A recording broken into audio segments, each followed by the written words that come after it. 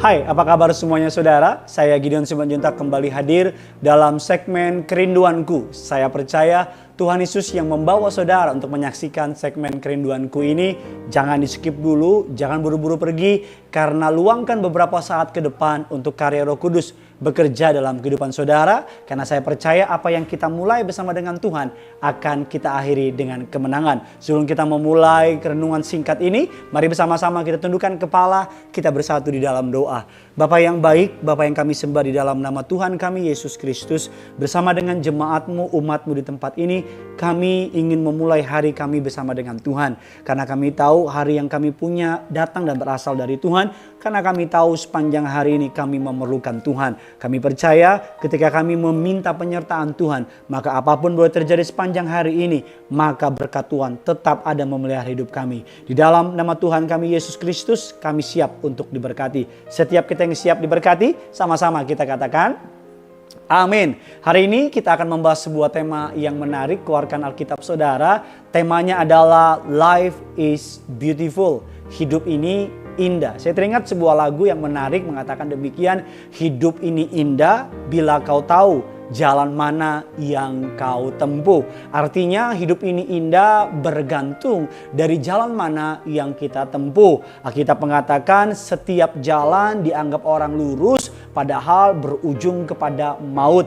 Hanya jalan yang kita tempuh berdasarkan jalan dari kepada Kristus Yesus Tuhan yang akan menuntun kita kepada keindahan dalam hidup ini. Yesus mengatakan, akulah jalan, akulah kebenaran, dan akulah hidup. Tidak ada seorang pun dapat menuju kepada Bapa tanpa melalui aku. Bagaimana caranya kita dapat mengalami keindahan hidup ini? Alkitab mengatakan bahwa supaya saudara dan saya bisa mengalami hidup yang indah, kata kuncinya adalah satu. Apa itu?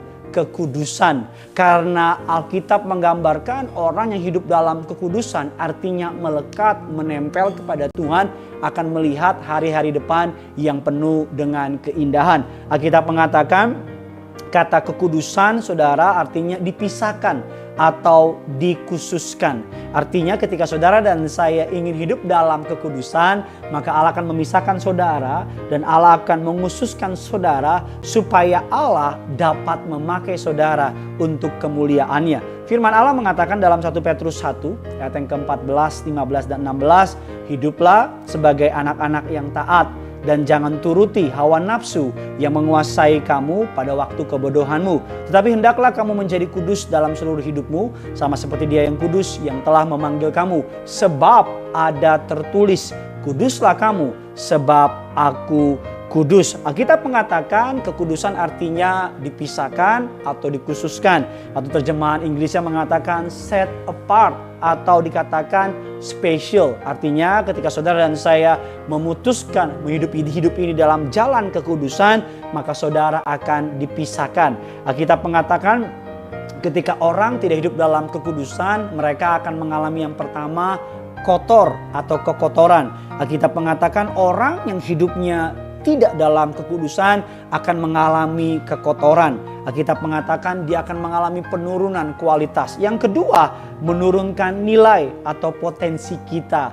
Tahukah saudara, yang paling mahal itu yang murni. Jeruk murni lebih mahal daripada jeruk campuran. Bensin murni lebih mahal dari bensin campuran. Emas murni, ya, jauh lebih mahal daripada emas yang tidak murni. Ketika kita tidak hidup dalam kekudusan, Alkitab katakan kita mengalami penurunan potensi hidup kita. Dosa menarik hidup kita. Dosa menurunkan kualitas hidup kita. Contohnya siapa? Adam dan Hawa. Ketika mereka hidup dalam kekudusan, Alkitab mengatakan mereka tinggal dalam Taman Eden. Tapi ketika mereka tidak mengikuti firman Allah, mereka diusir dari Taman Eden. Yang ketiga, ketidakkudusan akan membuat kita merusak pikiran kita. Orang yang hidup dalam dosa akan mengalami serba ketakutan. Tidurnya nggak tenang, kerjanya nggak tenang karena takut dosanya ketahuan. Hari-hari ini ada banyak orang yang hidupnya nggak tenang karena takut ketahuan. Jadi mereka serba nggak tenang.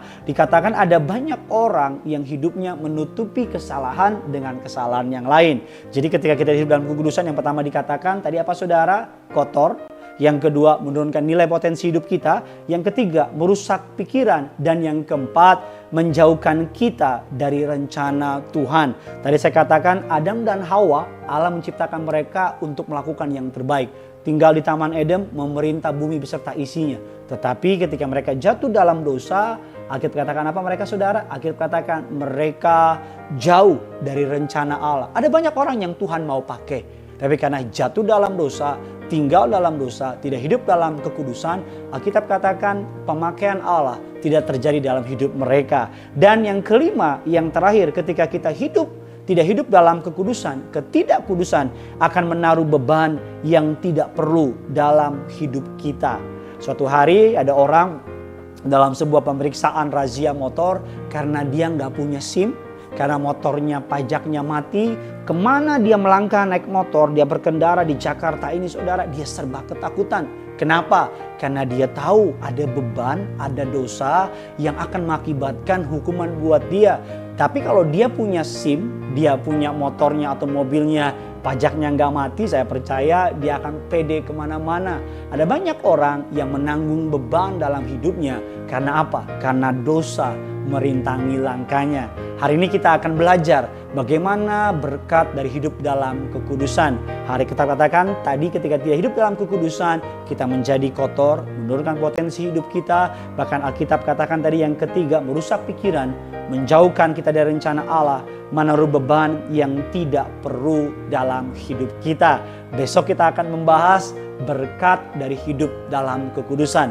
Bagikan kabar baik ini kepada teman-teman saudara, kepada rekan-rekan saudara agar mereka hidup dalam pertobatan, hidup dalam kekudusan. Saya percaya yang punya surga crazy in love with you. Bye-bye.